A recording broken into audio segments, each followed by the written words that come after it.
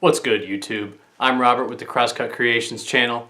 Today we're going to make a rolling pin as part of a Christmas gift for my wife. Obviously Christmas has passed, but I can't show the video until after Christmas, so yeah, you get the idea. It's after Christmas, but this is being filmed before Christmas, so anyway, if you want to check it out, stick around and I'll show you how I did it.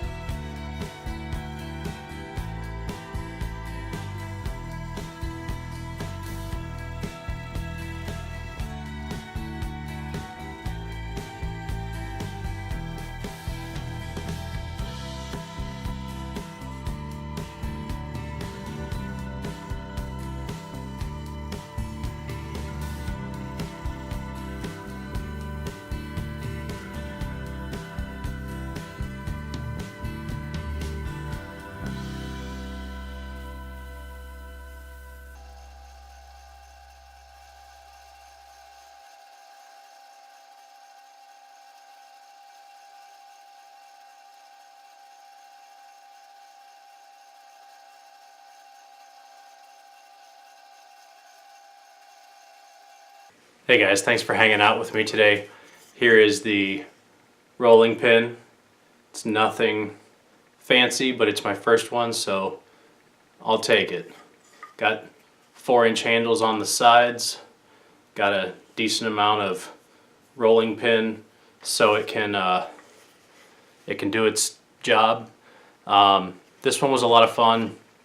It took forever to get the corners rounded and even the blank rounded because like a dummy I completely forgot to knock off the corners at the table saw, so I just I stood at the lathe for about 987 hours and got the thing round before I could even start to shape it into a rolling pin. So honestly, you know, that one's on me, but this project was a lot of fun. Again, the wood that I used was Honduran Mahogany.